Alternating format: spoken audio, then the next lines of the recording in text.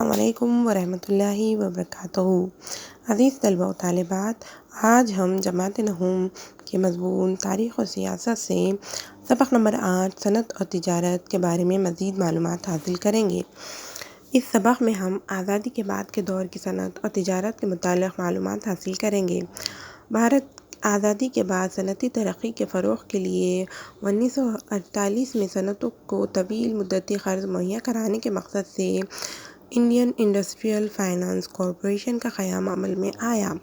اسی طرح 1954 میں صنعتی شعبے کی مزید ترقی کے لیے انڈسٹریل ڈیولپمنٹ کارپوریشن قائم کیا گیا۔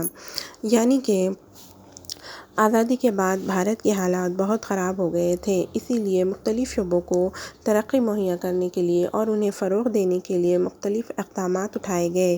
اسی ضمن میں صنعتی ترقی کے لیے صنعتوں سے متعلق بہت سارے اقدامات کیے گئے، جس میں صنعتی کاروبار کرنے والوں کو طویل مدتی قرض یعنی کہ بہت لمبے عرصے تک ادا نہ کیا جانے والا قرض مہیا کرانے کے لیے کارپوریشنز کی بنیاد ڈالی گئی۔ اب چلیے دیکھتے ہیں بھارت کی کچھ اہم صنعتیں۔ کپڑے کی صنعت۔ ملک کی کل صنعتی پیداوار میں کپڑوں کی صنعت کا تناسب 14% ہے۔ یعنی کہ اس صنعت میں مشینی کرگھوں، پاورلوم، دستی، ہینڈلوم کرگھوں کی صنعت شامل ہے۔ یعنی کہ پاورلوم یعنی جس میں کپڑا مشینوں کی مدد سے بنا جاتا ہے، اور دستی کرگھوں یعنی کہ جس میں کپڑا ہاتھ کی مدد سے بنا جاتا ہے۔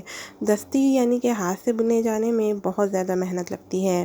ٹیکسٹائل کمیٹی ایکٹ 1963 کی روح سے ٹیکسٹائل انڈسٹری کمیٹی بنائی گئی، جس کا کام اندرون ملک اس صنعت کو بازار مہیا کرانا اور برآمد کیے جانے والے کپڑوں کا معیار طے کرنا ہے۔ یعنی کہ ٹیکسٹائل انڈسٹری کمیٹی کا کام ملک میں تیار کیے جانے والے کپڑے کو بازار تک فراہم کرنا اور اس کا معیار جانچتے ہوئے اس کی قیمت طے کرنا کیا گیا۔ ریشم کی صنعت۔ ٹیکسٹائل وزارت کے زیر انتظام ہی اس صنعت کا کام کاج چلتا ہے۔ بنگلورو کے سری بایوٹیک ریسرچ لیبارٹری میں ریشم کے کیڑوں کی اقسام اور شہتوت کے درختوں پر تحقیق کی جاتی ہے۔ جیسا کہ آپ کو پتہ ہوگا، ریشم ایک کیڑے سے نکلتا ہے جو کہ شہتوت کے درختوں پر ہوتا ہے۔ اسی طرح بنگلورو میں ریشم کے کیڑوں اور شہتوت کے درختوں پر تحقیق کی جا رہی ہے کہ کس طرح سے ہم ریشم کو زیادہ سے زیادہ حاصل کریں۔ یہ صنعت خصوصی طور پر کرناٹک، آندھرا پردیش، مغربی بنگال اور جموں کشمیر میں قائم ہے۔ اس صنعت کو ان ریاستوں میں وسعت دی جاتی ہے جہاں آدیواسی کی اکثریت ہے۔ یعنی کہ جہاں پر آدیواسی زیادہ ہوتے ہیں، وہاں پر اس صنعت کو بڑھاوا دیا جاتا ہے۔ پٹسن کی صنعت۔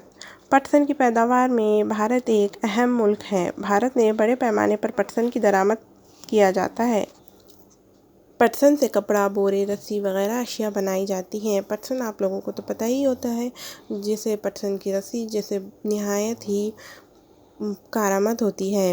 کیا آپ جانتے ہیں میگا کلسٹر بچت گٹ اور دیگر فلاحی تنظیموں NGO کے تعاون سے بنکروں کی مدد کرنے والی اسکیم ہے، جس میں خام مال، ڈیزائننگ، مشینیں، تکنیک کے فروغ، بنکروں کی فلاح وغیرہ کے لیے مدد کی جاتی ہے۔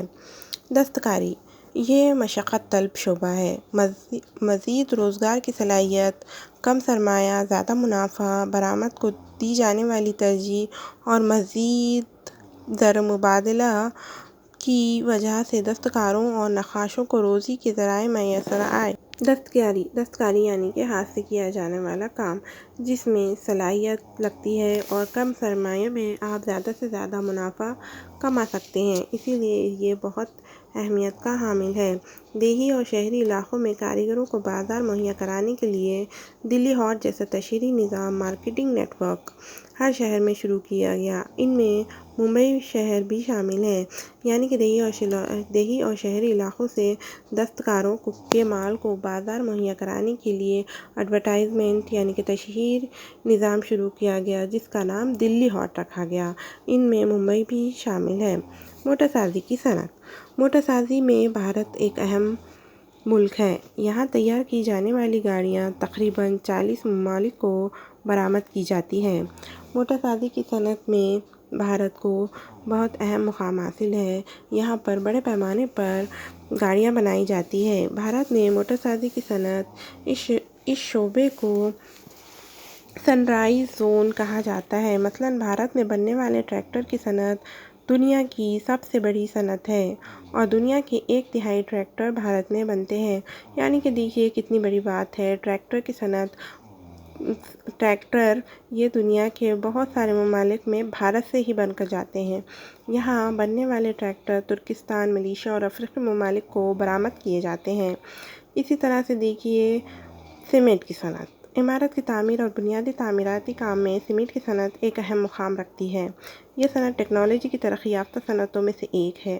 فی الوقت بھارت سیمنٹ سازی میں دنیا کا اہم ملک مانا جاتا ہے۔ سیمنٹ یہ عمارتوں کی تعمیر کے لیے بہت اہم کام کرتی ہے۔ آپ لوگوں کو پتہ ہی ہوگا سیمنٹ کیا ہوتی ہے۔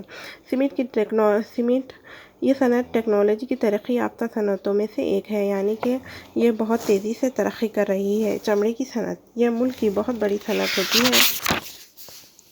اسے برآمدی صنعت بھی کہا جاتا ہے، یعنی کہ چمڑے کی صنعت کو بہت اہم مقام حاصل ہے۔ چمڑا ایک ملک سے دوسرے ملک بھی بھیجا جاتا ہے۔